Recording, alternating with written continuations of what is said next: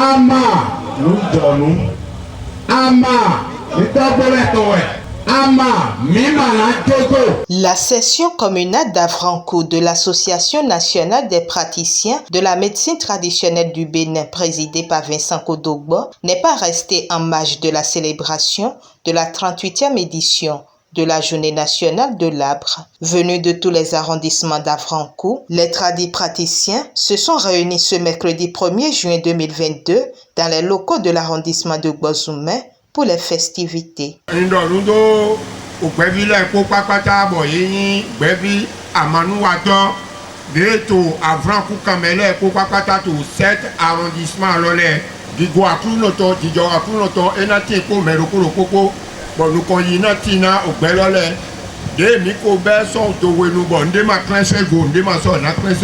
Mi ma dalo nde gogo bako mi kun adona dina mi kun amana dogbe ton mi so basin osina so dogbe ton so osin to se eto di we bo so to dona mi to aigba loji gbon mi so gba yen te mo yi yin sapata mi so ba ena so to didi na mi akuru no si ko me amare ifa lo wa ma amare ji ngo ko bi eri amare ji ma gbo ma wa tori e ma gbo ko ri amin Munode Manachiwa. Amen. Ugede mina kokune. Turi amawato mado seku. Ugede amawa ni mo wa tere do. Mo ga seto na malo. Nepo wero to ho zama ro wa manu. Era kia do ko we tole ri wa ora no ko ha ni. Ko do ko no ko. Ko no ve mau, ko no pa ki ora mau. Ko tiro la mau tin. Ko le ko dala no wa ni ko. Então, presidente Grabo Benin, de agora toda a na parametra a manu ato de dire commune francoule. Arbre, avantages et attitudes des phytothérapeutes face à ces vertus, c'est le thème autour duquel ils ont été entretenus par le président de l'ONG Grabo Benin, Apollinaire Ousoulio. Atilome ijeron de tronçon de mino bolo atilome tron lo jeron ni godo ni mi go jeron lo mo ade jeron nyanya de tonson kugo mi tome yo mo yoro jan CO2 dioxyde de carbone jeron ni go bi o mi tome ra yutu ni odo kugo te je hia do je e mo ti awu won de ni jeron ni ton ati mo go yiro mi si mo ido di on dudu na mi iya tinyi dodoa ntu amamude atindo iya tinai do monte godo di ome modo na sise de atin permitone atino ga baya so wa nu pataki amanu wa to ito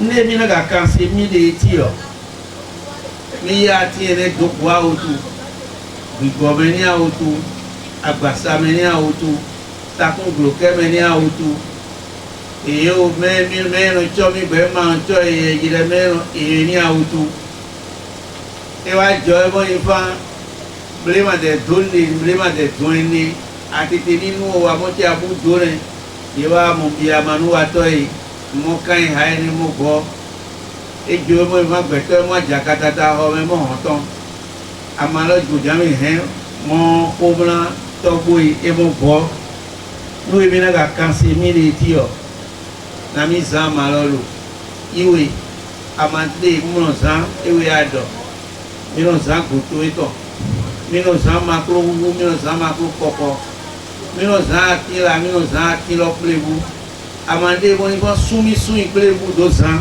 amaene de minonza nous awe wa gouvernement bon dina cancer militaire na ma o de ro mi de gbe bí amade nínú mo hoho lo e ti o mi gbero mo egbe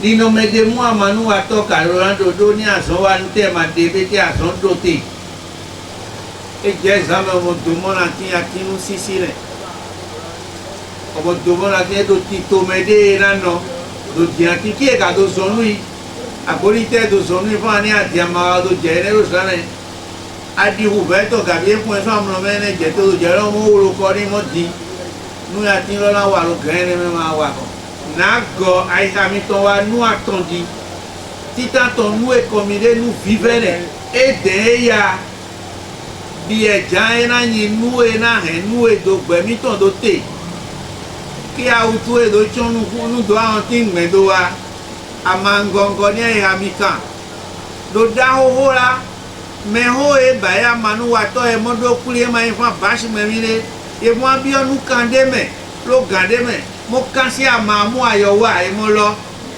be mi gbero ba e ne gbe ti be so ado e to kaka do yaga e o ba inu sinsen na mi do de pepere mi na ba iro atina ito mo so ito mi de ito atine bi e do wa ito era go de bi e mo so amode ba e mi to lo nu kan to de ka mo janfa me de lo gbe mo do atinde po mo do atito e ba e fa ma wa gbe na vo e ma wa gbe na tata mo ron bi o de pepe mi ton de wa ito yi won ko yan sipo falo mi ni do pisi na tin ma do atin po mo le gododo mi na do atin mo nasi mo je ito mo do de pepe mi ton de gbero ko kana amani azon lo ni do yanu ko do ni a utu treme ku vemo treme do ati lo ne gwa utu amo ati de awe he ti o mo du 6 ton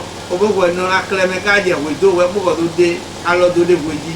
Cette communication a suscité l'intérêt des tradipraticiens qui, après avoir soulevé des questions et fait des apports, ont également exprimé leur appréciation sur le thème de l'édition intitulée « Valorisation des essences autochtones pour une économie verte durable ». Aussi, ont-ils manifesté leur reconnaissance à l'endroit du président de la session communale d'Avrancourt, Vincent Kodogbo, suivi de témoignages.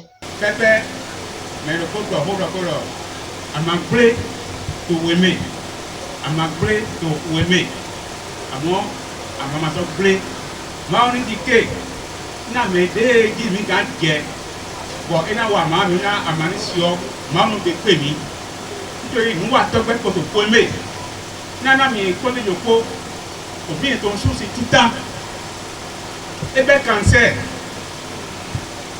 bọ̀ èyí tó tó wé mí gan tó tó wé ọkùnrin tán ẹ máa pa mí ìwádìí ẹ̀ràn tó tó wé kútọ̀ntàn tó tó lọ títà gẹ́gẹ́ tó tó lọ kàmí rẹ̀ bẹ́ ìyá tó yẹ kó bàbá tẹ kó dó pẹ́yà.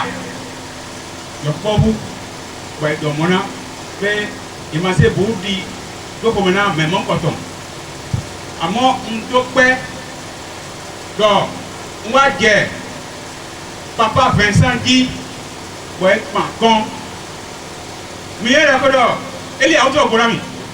mi kɔ si pɛ de ko na papa Vincent.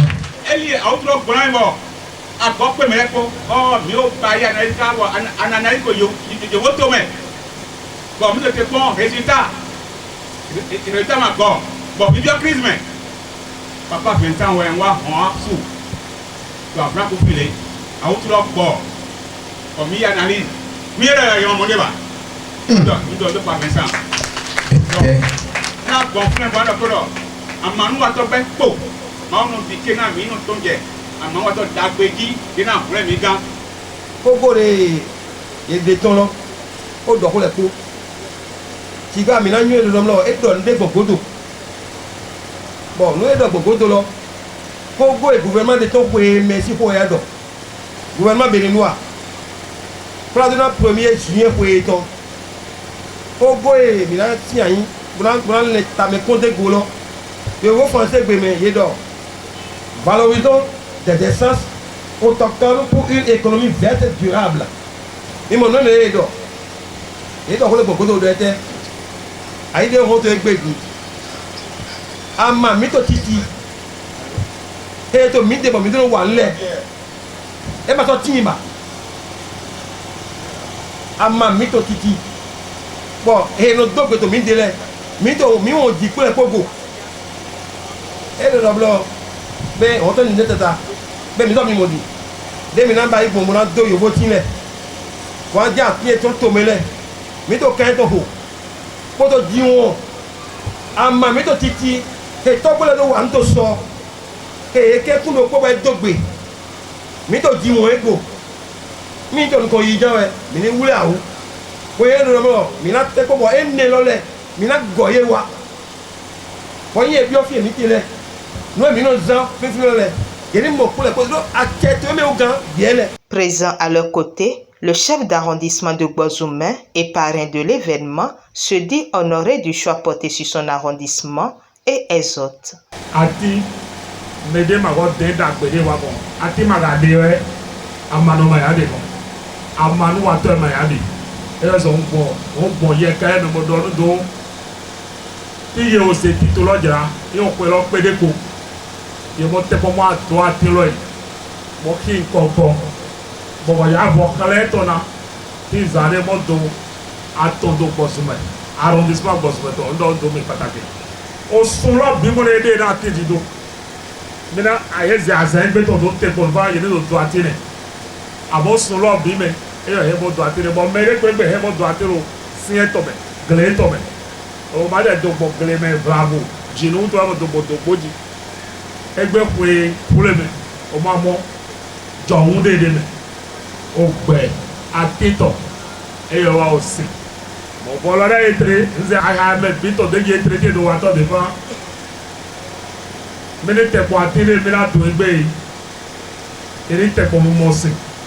Ensemble, ils ont mis en tête des plans au sein de l'arrondissement comme ils l'ont fait dans les autres arrondissements et reviennent sur la quintessence de la communication du jour. Nous avons planté les planteurs dans cet arrondissement. Il y a l'arrondissement d'Afrique, il y a l'arrondissement de Gbozoumen, il y a l'arrondissement de Sadou, il y a l'arrondissement de Yakuba, il y a l'arrondissement de Mao, il y a l'arrondissement de Gbozoumen et de Koutou. Nous avons l'habitude de quand même former un comité qui doit quand même suivre chaque plante planté dans chaque arrondissement chaque année. Et c'est aussi le bien lancé cette année. Ce que nous avons retenu, ça nous a donné quand même une force et que nous devons savoir une vie humaine est très importante. Nous devons faire beaucoup attention en tant que notre métier de guérisseur traditionnel. On doit essayer de savoir que les plantes que nous sommes en train de semer donnent le moyen, la force pour traiter les malades. Et qu'on doit encore faire beaucoup attention pour ne pas faire des erreurs dans nos métiers.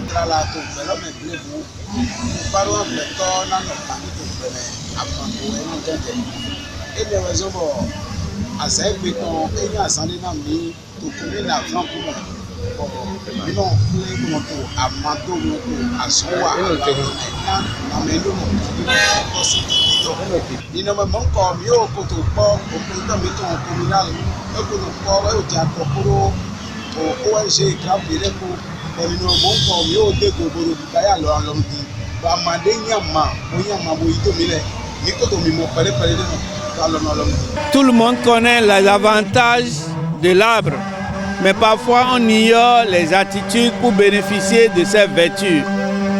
Nous sommes revenus rappeler ces avantages pour la vie, pour les animaux, pour l'homme, pour la respiration, pour les guérisons, pour l'économie et même pour l'eau et la purification de l'environnement. Mais ce qui est fondamental, c'est l'attitude.